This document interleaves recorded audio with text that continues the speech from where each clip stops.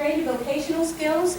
We had, my husband's father was a cabinet maker, lived right next door to us for 6 years, and my boys got to go over there every morning before we did school, and then after every afternoon to sweep up the shop and help him with his cabinets, whatever he had to do. So even though they didn't build cabinets at that point, they were around it and seeing and hearing all of the things that went around with that. So if you have that opportunity, that's not something you put on a transcript, right? But it's something that's very valuable to an education.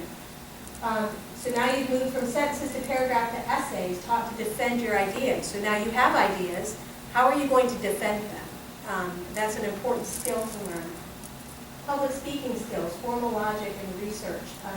All of those things, you know, those are skills, but they can apply to many, many subjects. So science is research. Okay, science is just searching out God's creation.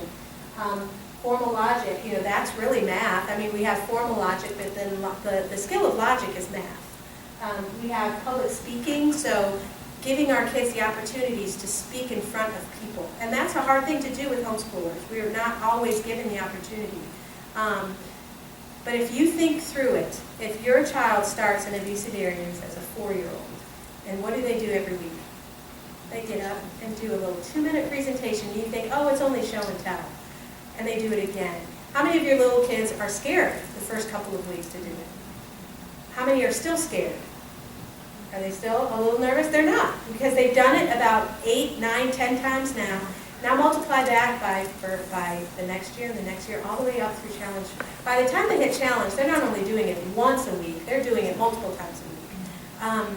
So getting up in front of people or talking to people, that is not an issue. And when people can say, oh, what about the socialization of your kids? And do you ever get that question? I homeschool. Oh, what about socialization? My kids could probably talk circles around you, or at least have a conversation and look you in the eye.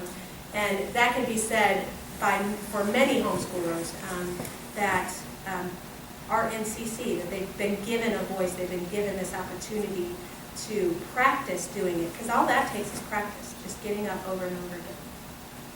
And then 15 to 18 years old, so 3 things on the list. Taught leadership skills, taught to write comparative analysis of ideas, and taught to challenge ideas. So now you're not only defending, you're challenging somebody else in what they believe. And you do that through a persuasive essay.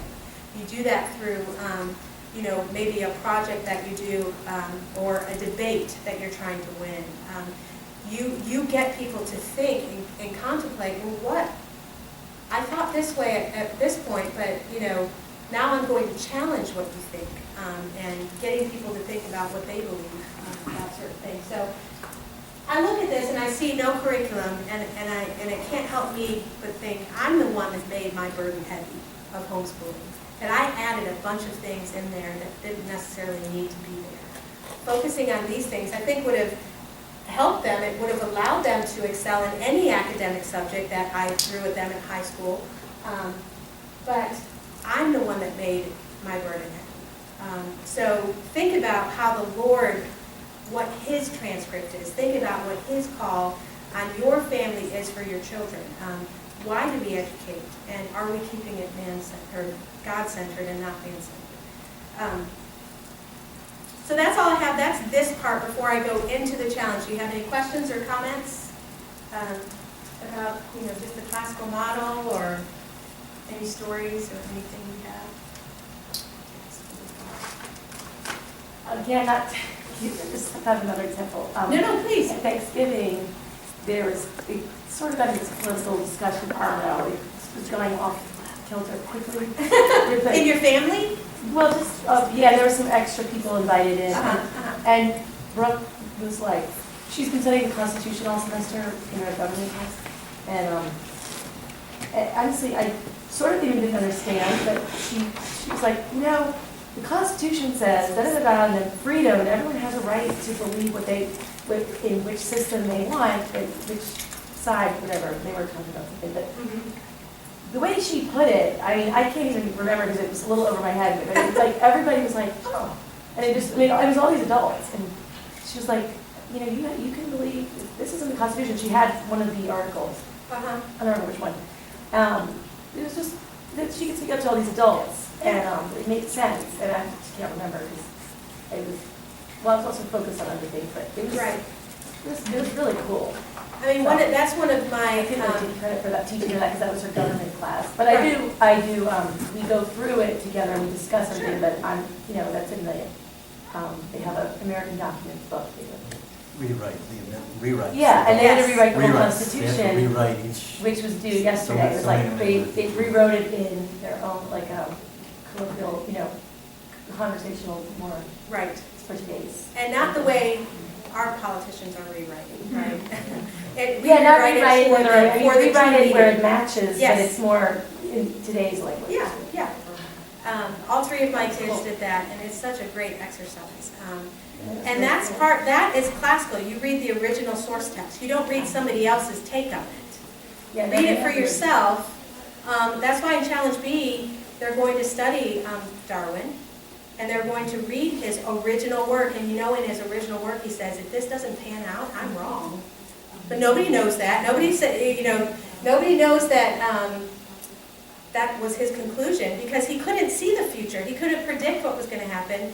And he says, hey, if this doesn't happen, we're going to have to reevaluate some things because my analysis is wrong. So reading original text is a wonderful, that was a very rich class. My kids were ready to take over the government after reading the Constitution. Because it said, if your government is leading you astray or leading you down a path of such and such, I can't even remember what it was, and they're like, it tells us we can overthrow. So,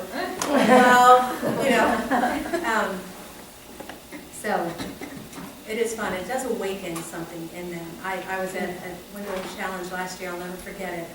An older gentleman, probably a grandfather, came up to me with tears in his eyes, and you say, do you realize this is a revolution? This, what you all are doing with your children, is going to cause revolution.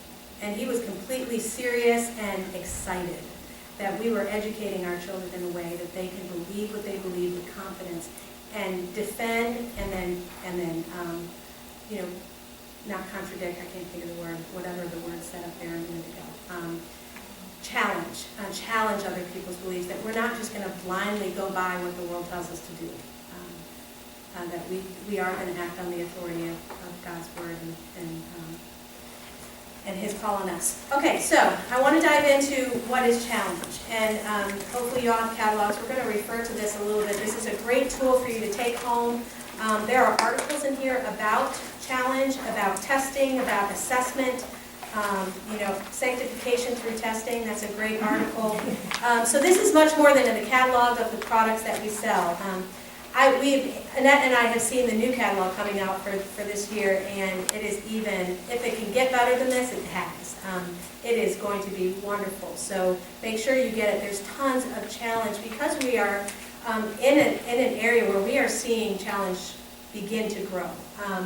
We're having more and more communities who have had foundations and centers. Their kids are aging up. They're ready to start. We need to make sure that you as parents have the tools you need. So we've implemented several things that will be highlighted in that catalog. So make sure you get one when it comes out. For our sake, I'm just going to talk a little bit about what challenge is, and then I want to break down each strand. So starting with challenge A, which is our 12 years old. If you want to say 7th grade, if you to put it in what modern education calls it, so 7th, 8th, so challenge A and B, and then 1, 2, 3, 4, so 9 through 12. What is challenge? So just to start out what it isn't, our goal is to not teach the subjects for credit, okay? That limits us to what we do. We definitely know that all of the subject matter that we do teach in our challenge program can be put in a high school transcript. And you have a college graduate that has CC, that has graduated, anyone? Okay, so all three of mine have, and all three of them got into the school. So it can happen. If you want an example, page 75, it gives you an example of what our transcript looks like. So if you were to take all 4 years, all 4 challenge levels, you would graduate with 29.5 credits. In any state, that's honors, okay? So this is all of CC's curriculum put into a credit. Now, this is not our focus, but this is just to show you that it does happen. You can put the CC work onto a transcript. CC students spend 12 years studying grammar, dialectic, and rhetoric, and I kind of talked about that.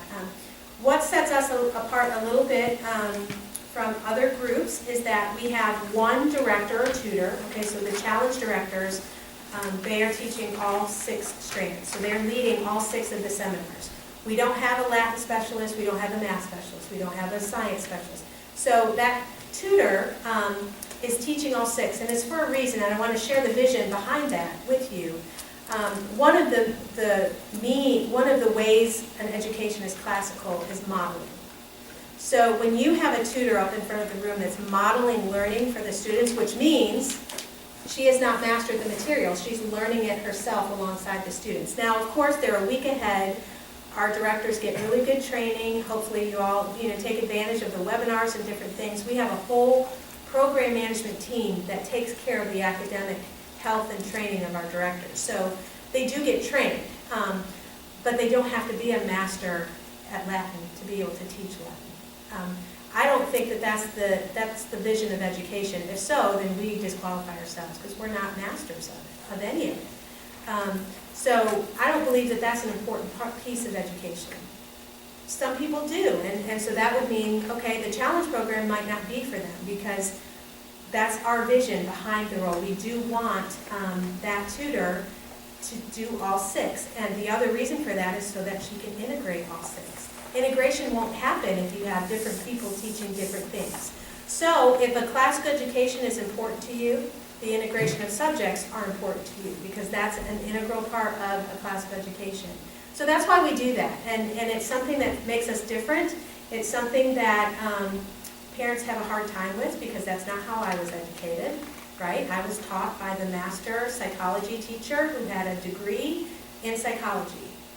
Would not be able to answer a math question for me, though, and that might not matter to some, but I think it's a richer education when you have all of the subjects working together and you're able to integrate that in a classroom setting. So just to give you a vision behind why we do that, I don't know if you've all ever heard that, but hopefully that helps with that. So CC takes those skills, so we talk about the grammar, dialectic, and rhetoric, and I want you to turn to page 40, I think it's 37, I'm sorry. 37 is the scope and sequence of what we cover in our challenge programs, beginning with Challenge A and going through Challenge 4. This tells you all of the subjects that we do, but I want to focus right now. Page 33. 37. 33. Oh, wow. Maybe a different one. So I have a 2014. I have 13. Oh. 35. 33. You have a 13. Do you have more 14? Do you have more 14? I think it's The tree. It's pretty much the same. It's the same. It hasn't changed much. Does it look the same? Okay, so if it looks the same, yours looks different a little bit? Yeah. Yeah, so mine, we have added in the themes on this 2014, so it's pretty much the same for right now. What I want you to focus on the tan lines here, and those are our skills of learning that we focus on in challenge through every subject, okay? So we have our grammar strand, our exposition and composition, our debate, research, rhetoric, and logic. So we take those 6 strands of learning and then we separate out our subjects into those strands.